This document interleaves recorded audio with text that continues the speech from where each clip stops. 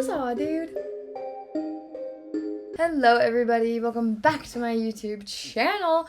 I don't really have anything to preface this one with, so let's just jump right into it. On August 28th, 2005, the classic red ruby slippers that Judy Garland wore in the 1939 movie The Wizard of Oz were stolen from the Judy Garland Museum in Grand Rapids, Minnesota. So Judy lived in Grand Rapids for just like the first 4.5 years of her life, but she gave her very first public stage performance when she was 2.5 years old in her dad's theater, the New Grand Theater in Grand Rapids. In 1994, the farmhouse was donated to the Judy Garland Museum, so it was actually picked up and moved. The ruby slippers that are known as the traveling pair are one of 4 pairs that were used in the movie. They're the only pairs that are known to still exist. I think there were 6 or 7 pairs made total for the movie, but these are the only ones that we know of that are authentic to the movie.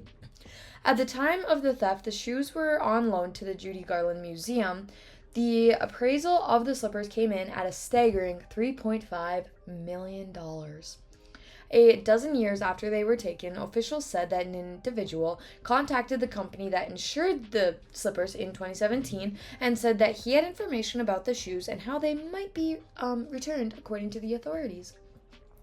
When it became apparent that those involved were in reality attempting to extort the owners of the slippers, said Special Agent Christopher Dooley, who had led the investigation from the FBI's Minneapolis field office. During the undercover operation in July of 2018 in Minneapolis, the slippers were finally recovered after nearly a year-long investigation that included help from the FBI's art crime team. At this point, the slippers were nearly 80 years old and extremely delicate. They were taken to the Smithsonian's National Museum of American History in Washington and analyzed. Washington, D.C.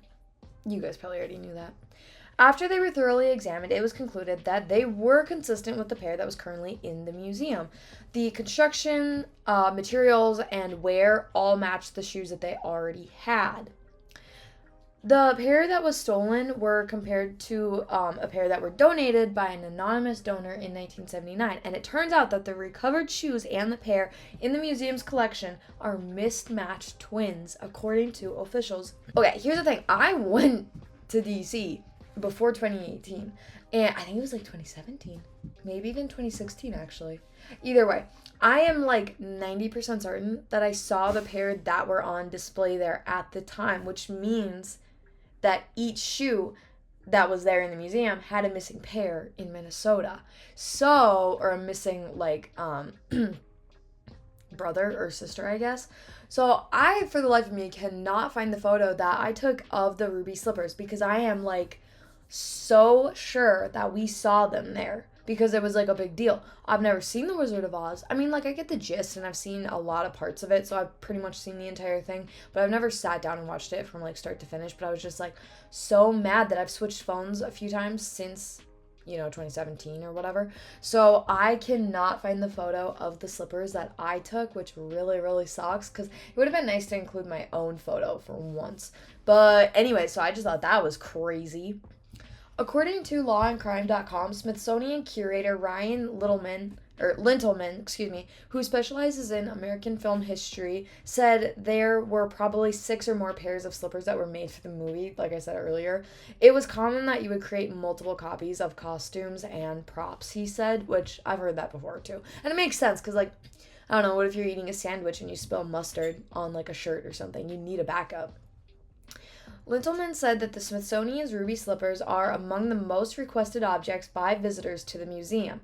There is an emotional response that visitors had, he said. People's eyes light up, which makes sense. Like, what was that? The first movie ever shot in full color, in Technicolor. So, I mean, yeah, it's a big deal. And, like, I mean, a lot of people started their childhood off watching that movie. So, I mean, and also I just feel like a lot of the folklore and stuff around that movie is really insane. Like, I'm sure you guys heard or have heard about the Munchkin, which is not actually true, but if you guys want me to talk about that later, I definitely will, but I don't want to talk about it right now.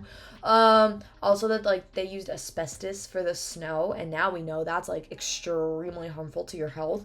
And, like, Judy got paid less than I think Toto, even though she was the lead, but she was a woman, and she had this insane diet of, like, cigarettes and coffee and one other thing, but I can't remember what it was. I don't know, but it was to try to keep her younger or looking younger, which is dumb because smoking ages you. But anyways, so I don't know. I kind of think that like that's why we have such a connection to that movie is because one, almost everybody has seen it in their childhood, and two, there's just like all these crazy things that have come out now about that specific movie. So kind of crazy, you know, but really cool too. But yeah, if you guys want me to tell you the Munchkin story, I will do that.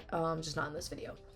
Okay, but anyways, what about the thief? What about Terry Martin? So federal prosecutors in North Dakota have indicted Terry by a grand jury on charges of stealing the slippers. Now, I could not figure out why he would be indicted in North Dakota, but not Minnesota, where the crime actually happened. But then I thought about it, and I was like, oh, it would be nearly impossible to find an unbiased jury in Minnesota, maybe? But also, like, I feel like North Dakota is not a good state for that either.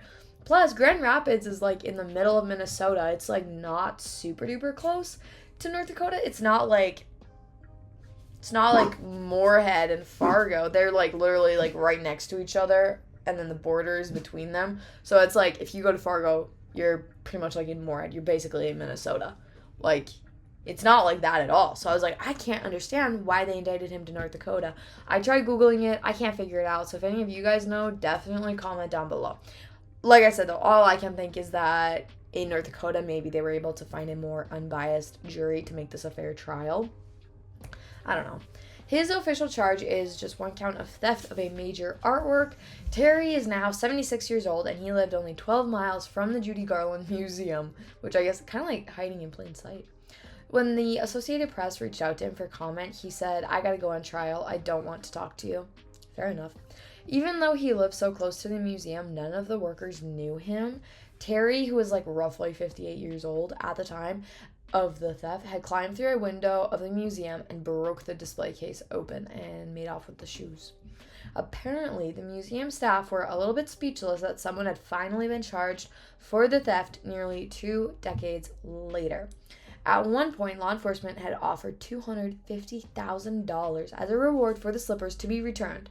And this was early on in the case. This was like 2005, 2006 when it first happened. So, you know, $250,000 back then, holy crap, you might as well be a millionaire at that point, you know?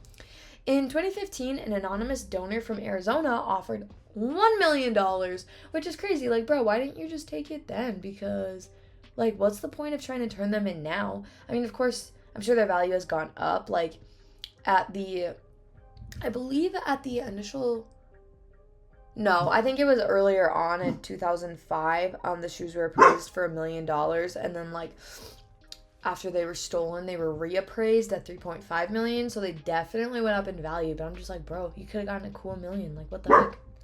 A summons was issued for Terry on Wednesday, May 17th of 2023. No bark. And an initial court appearance was set for June 1st, but that's going to be over video, so well, I don't know, maybe they'll make that public, I guess, I don't really know. But dang, May 21st, June 1st, a week from this Thursday, so dang, it's coming up, bro. According to the museum's director, the pair that was stolen were a pair that were on loan from Hollywood memorabilia collector Michael Shaw. He got an insurance payout after the shoes were missing for 7 years. So I don't know if he's going to get them back after they're returned. I'm not totally sure, like, what happens. Because, okay, so you got the insurance money. Now what?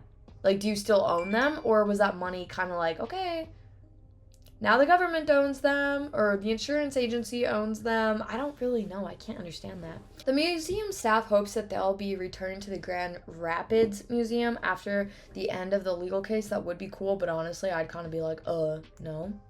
Sorry, I'm not putting them back where they were stolen from. The 3 other pairs of ruby slippers that were worn in the movie are held by the Academy of Motion Picture Arts and Sciences, the Smithsonian, and then Michael Shaw. No, excuse me. I think there was a different private collector, and then Michael Shaw. So those were the 4 pairs. The Academy of Motion Pictures and Picture Arts and Sciences, the Smithsonian, Michael Shaw, and then I think there's a 4th private collector that has a pair. So, yeah, I don't know. This was, like, crazy cool because I didn't hear anything about this. I think I've heard that a pair went missing, but I didn't know that they found them. So, Yeah, I don't know. Crazy. But yeah, that's it for me today. This is just, a pretty briefy rundown of it. I do think that there's more information out there about Terry, but this was just kind of like what I found in connection to the actual case itself, so that's just kind of what I went with. But yeah, if you guys found this video to be interesting, please be sure to give it a thumbs up down below, and don't forget to subscribe to my channel because I post videos like this 6 days a week.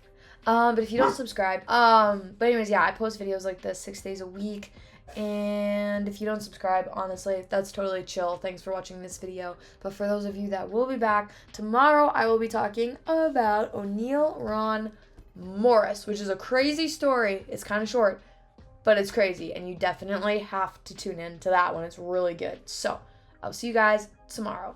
Bye, guys.